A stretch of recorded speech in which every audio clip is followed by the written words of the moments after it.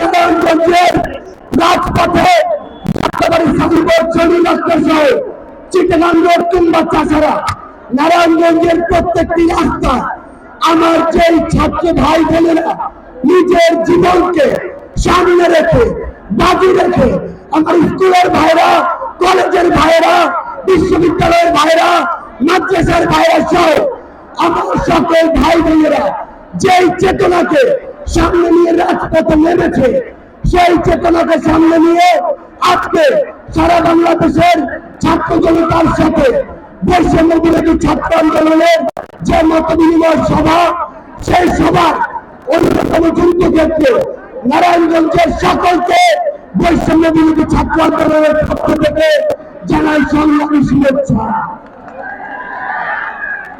আমরা আমাদের এই ছাত্র জনতার হাতে ভবিষ্যৎ বাংলাদেশ দেখতে চাই।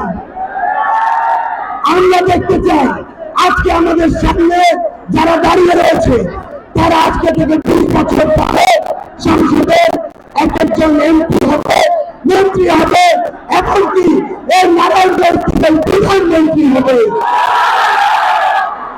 আমরা আপনাদেরকে আমাদের জায়গা থেকে স্পষ্ট করে বলে দিতে চাই, আমাদের এই তরুণ প্রজন্মের একটি অংশতে কিছু কিছু মানুষ নিজের স্বার্থে ব্যবহার করার জন্য তাদেরকে বিভিন্ন নামে নামাঙ্কিত করছে।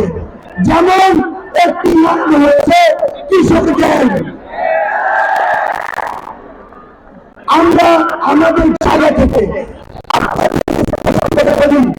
আমাদের যে ভাইদেরকে কিশোর গ্যাং বলে অভিহিত করা হয়, তারা তো কিশোর, তাদের তো অভিজ্ঞতা জ্ঞানে কিংবা চিন্তায় সীমাবদ্ধতা রয়েছে বা থাকতে পারে, কিন্তু যাদেরকে বা যারা তাদেরকে ব্যবহার করছে তাদের তো উদ্দেশ্য স্পষ্ট, তারা আমার এই ছোট ভাই বোনদেরকে লাঠিয়াল বাহিনী হিসেবে ব্যবহার করতে চায়।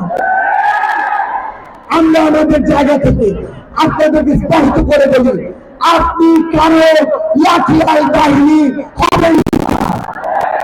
আপনি মেধা, যোগ্যতা, শিক্ষা, দক্ষতায় এমন ভাবে নিজেকে গড়ে তুলুন যিনি নিজের উপরে স্বাবলম্বী হবেন, কোন ভাইয়ের উপরে নয়।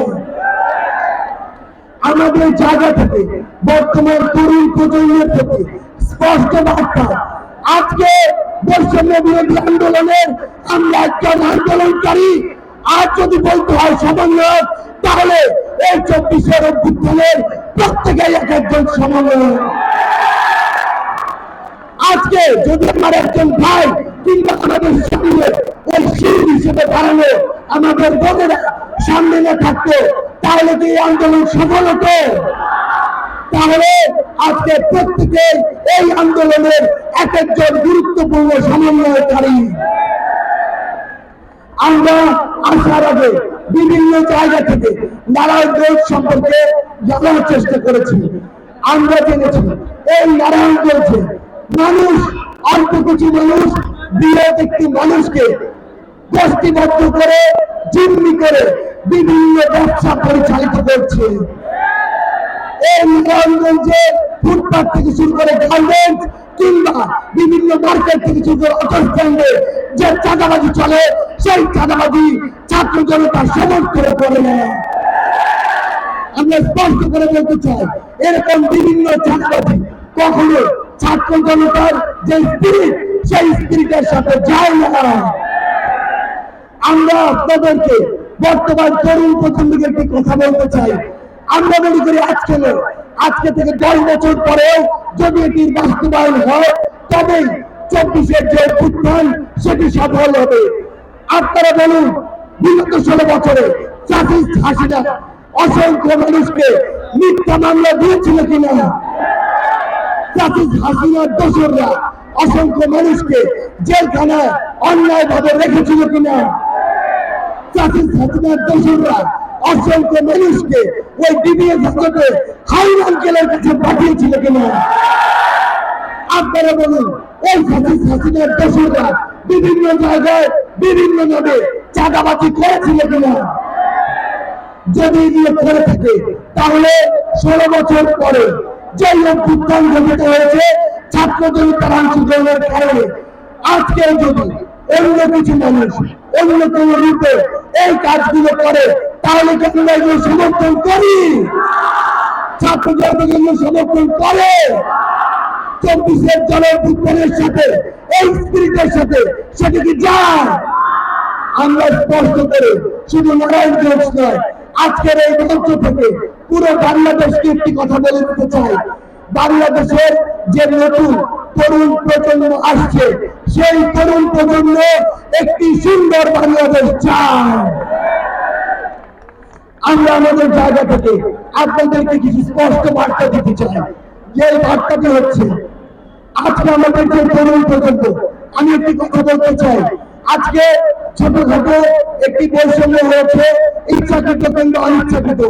আজকে আমাদের সকল ভাইরা ছায়ায় দাঁড়িয়েছে, বোনেদেরকে রোদে দাঁড় করিয়ে দিয়েছে। আমরা এরপর থেকে আমাদের বোনেদেরকে যেভাবে মিছিলে সামনে দিয়েছিলাম, আমরা এরপর থেকে সুবিধাজনক জায়গা দিতে, যেটি আমাদের বোনদের জন্য ভালো হবে, সেই জায়গায় তাদেরকে রাখবেন। আপনাদেরকে আরেকটি বার্তা দিতে চাই, আজকে আমার সামনে যারা রয়েছে, আমি অডিয়েন্স হিসেবে তাদেরকেই প্রত্যাশা করেছিলাম। কারণ আমাদের স্বপ্ন হচ্ছে আগামীর বাংলাদেশ নিয়ে, আর আগামীর বাংলাদেশের নেতৃত্ব দিবে আজকের যারা তরুণ সমাজ, তারাই। সেই জায়গা থেকে তরুণ সমাজকে স্পষ্ট করে একটি কথা বলতে চাই, আমরা যখন সময়ের প্রয়োজন হবে তখন রাজপথে নামব, যখন সময়ের প্রয়োজন হবে আমরা রাজপথে স্লোগান দিব, যখন সময়ের প্রয়োজন হবে মা বাবাকে বলে জীবন বাজি রেখে রাস্তায় নেমে পড়ব, যখন প্রয়োজন হবে শেখ হাসিনার মতো যে কোনো ফ্যাসিস্টের রাজপথ থেকে দেশ ছাড়া করব, আবার যখন প্রয়োজন হবে তখনই এই 24-এর মতো আরো বড় বিপ্লব হবে। কিন্তু আরেকটি জিনিস মনে রাখতে হবে, এই তরুণ সমাজকে যোগ্য হয়ে যদি গড়ে উঠতে হয়, তাহলে সবার আগে যে জিনিসটি প্রয়োজন সেটি হচ্ছে এই তরুণ সমাজকে সুশিক্ষায়, সুশিক্ষায় মেধাবী দক্ষ তরুণ সমাজ হিসেবে গড়ে তোলা। আমরা আমাদের জায়গা থেকে বিশ্বাস করি, আমরা যখন ছাত্র তখন আমাদের অসংখ্য কাজ থাকতে পারে, কিন্তু আমাদের প্রধান কাজ হচ্ছে পড়াশোনা করা। আমাদের অসংখ্য একজন প্রিয় মানুষকে সময় দেওয়ার মতো সময় থাকতে পারে, কিন্তু আমাদের ছাত্র অবস্থায় সময় দেওয়ার মতো প্রধান যে কাজ হবে সেটি হচ্ছে পড়াশোনা করা। একটি জিনিস শুনতে খারাপ লাগলেও এটি সত্য, আপনি কতটুকু আপনার ভিতরে আলো রয়েছে, আপনার ইন্টেলেকচুয়াল ক্যাপাবিলিটি কতটা স্ট্রং, আপনার ভিতরের যে অন্তর্নিহিত দক্ষতা যোগ্যতা সেটি কতটি মজবুত, সেটি বোঝার জন্য আপনার সাথে 5 মিনিট কথা বলাই যথেষ্ট। সেই জায়গা থেকে আমার যে ছাত্র ভাই বোনেরা আজকে আমার সামনে উপস্থিত রয়েছে, আপনাদেরকে বিনীত একটি অনুরোধ জানাই, ছাত্র অবস্থায় আমরা আমাদের সকল কাজ করলে আমাদের যেন পড়াশোনাটা ঠিক থাকে, আমরা যেন বাংলাদেশ হোক, বিশ্বের হোক, যে কোনো একটি ভালো বিশ্ববিদ্যালয় থেকে আমাদের গ্রাজুয়েশনটি অবশ্যই কমপ্লিট করব। আপনাদেরকে আমি অনুরোধ করবো, যখন ক্লাস চলবে তখন ক্লাসে যাবেন, যখন খেলার মাঠে সময় হবে তখন খেলার মাঠে থাকবেন, যখন রুমে থাকার সময় হবে তখন রুমে থাকবেন।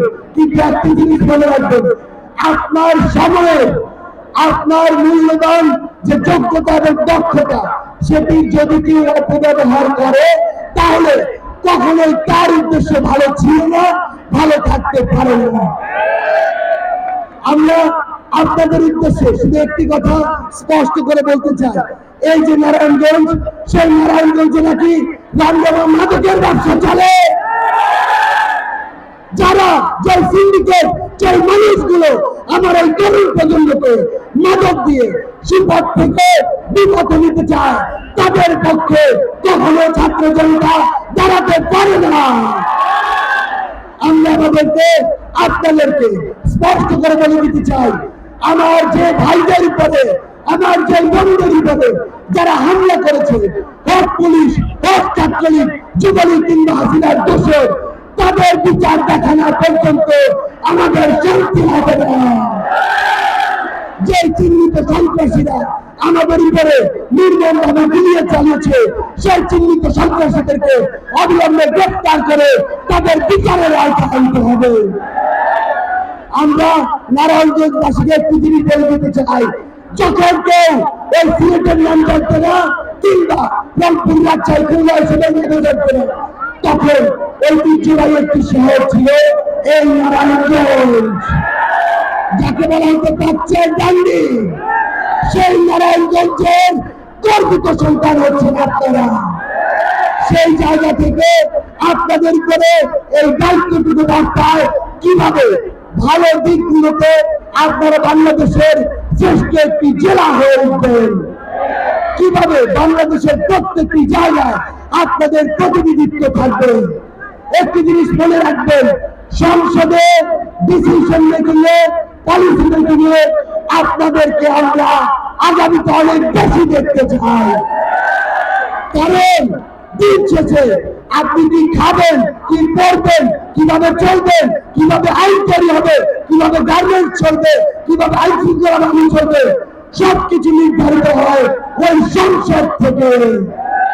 আমি আপনাদেরকে একটি জিনিস বলে দিতে চাই, বাবা মাদেরকে আজকের পর থেকে বলবেন, আমি শুধু ডাক্তার, ইঞ্জিনিয়ার হওয়ার স্বপ্ন আজকে থেকে দেখবো না, আমি একজন সুশিক্ষায় শিক্ষিত, ভালো, দক্ষ, সৎ, ন্যায় বিচারক, রাজনীতিবিদ হয়ে পারে স্বপ্ন দেখতে চাই।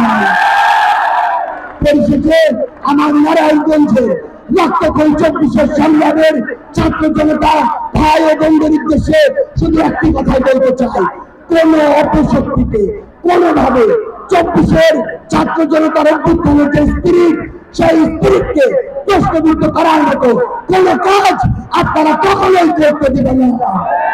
আমি বিশ্বাস করি 24 অভ্যুত্থানের যে স্পিরিট, এই স্পিরিটকে সামনে রেখে নতুন একটি পলিটিক্যাল ডিমান্ড নিয়ে আগামীর বাংলাদেশ যেখানে যাবে, সেই বাংলাদেশের নেতৃত্বের প্রথম সারিতে থাকবে নারায়ণগঞ্জের এই রক্তক্ষয়ী সংগ্রামের ছাত্র জনতা।